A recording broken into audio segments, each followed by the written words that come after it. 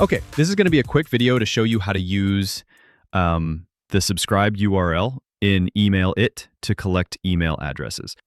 Email It is one of the cheapest ways to collect emails and send out campaigns. But at the time of making this video, they do not have a form to collect these emails, so you do need to use webhooks to do it. I battled to get it sorted out myself. There's a lot of documentation, but using webhooks for the first time is not as simple as it seems. So I've made a quick video to show you how to do it yourself. I'll have links to the software that I use below. Email It. Email It is currently running a promotion where you can pay $39 to get 20,000 email credits every month. So these will just keep renewing every month for the lifetime of the product without ever paying again. You can also pay $59 and get 50,000 email credits, or $159 for 100,000 credits. And these just keep increasing as you go up in tiers, up to a maximum of 1 million email credits, meaning that you wouldn't have to pay monthly subscription fees in order to have your email list continue growing. So at the moment, there's a very, very good deal running. I've taken advantage of it myself. They will have forms by the end of the year, but in the meantime, if you want to take advantage of the deal and start collecting emails, this is the easiest and fastest way to do it. Let's jump straight into the video.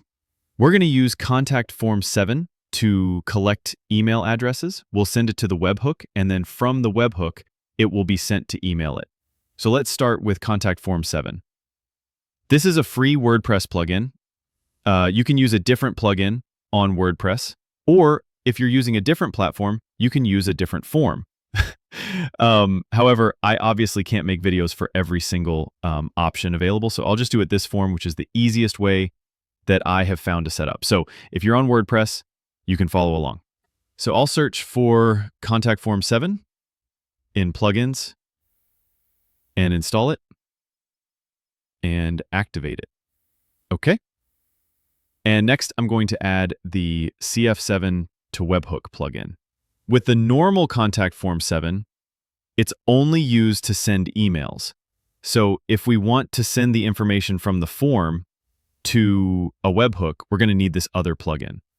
Okay, so the first thing we need to do is create a new form. As you see, with the new form, it's got options for the text to be filled in, like your name, your email, and the subject and a message.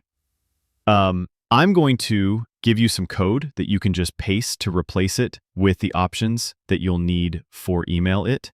When we paste in the new information, what it's going to do is replace the boxes. Each one of these is a different box and identifier. So, for instance, the first one says text, so it's going to be text information, and the identifier is called your name.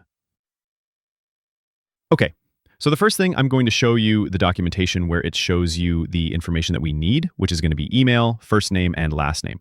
Those are the boxes and the identifiers that we need in order for Email It to be able to understand the information that it's receiving.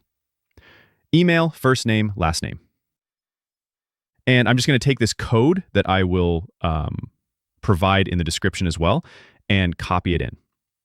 And now it's saying that you're collecting an email, and the identifier is email. We're collecting text, the identifier is first name, and we're collecting more text, that identifier will be last name. That matches the identifiers that are accepted by Email It.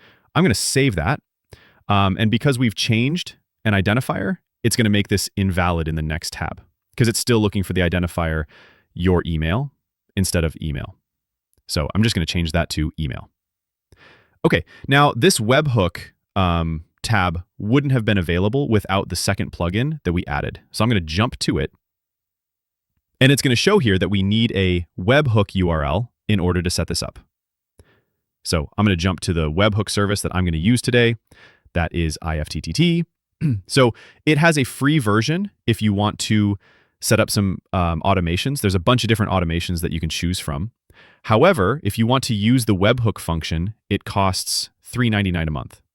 So far, this is the cheapest webhook application that I've been able to find. There's a link in the description that will give you 10% off if they're still running that promotion when you click on it. But as of now, this is the cheapest option that I've found for webhooks.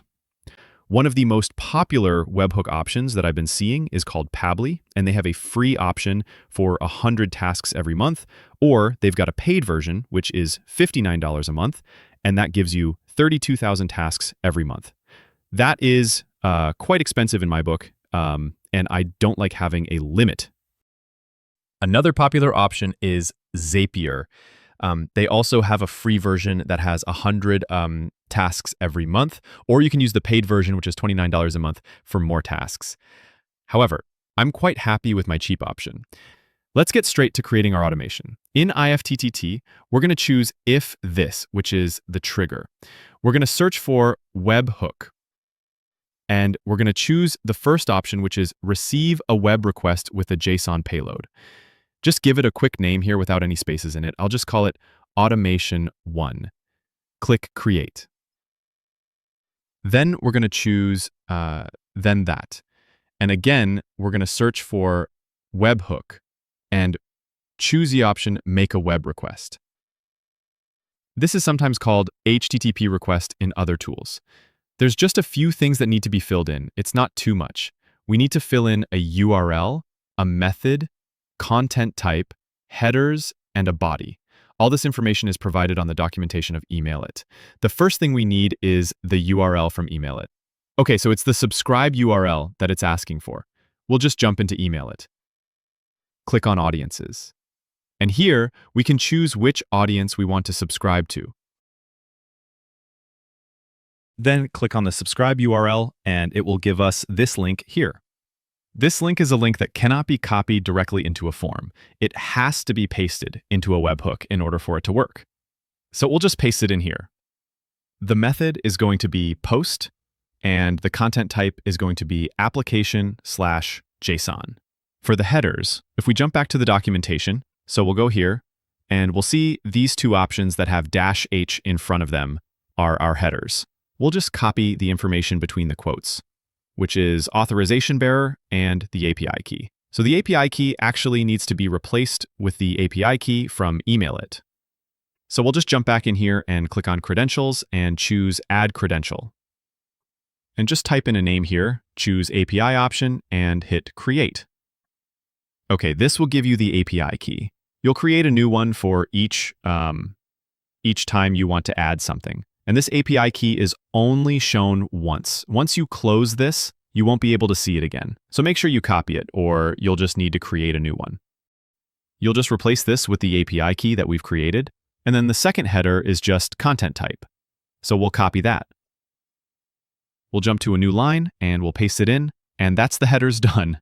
And then for the body, you want to add ingredient and choose JSON payload. That's just telling it that we're going to pull the information exactly the way it is. We've already changed the identifiers and the order in the form to match exactly the way we want it, so we don't need to make any changes in the webhook application. We can just put it as it is. We hit Create, Continue, and Finish. Okay, and that creates your webhook URL. That is all you need to paste into your contact form. So if we go here, paste it in, we'll click Send to Webhook. And if you want to have it sent as an email as well, you can activate that. We don't. I'm going to save that. And contact form will create the shortcode that you can just post in a new page. Let's now create a new page.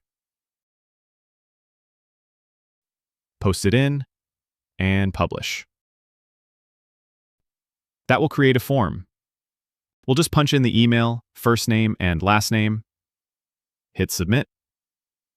And then if I refresh my audience, we should see the new email added. Okay, so it's added test@test.com. It has not included the first name and last name, and this is because I have used this email address when I was testing this earlier, and I didn't use a first name and last name. So the app remembers this email as it was. So if you see that error, you will know why. I'll just use a different email that I've never used before, and we'll put an actual name and surname. And there we go. You will see the email, first name, and last name. That's it. That's how you connect Contact Form 7 to a webhook and to email it to collect email addresses. You'll find links to all the tools I've used in the description below.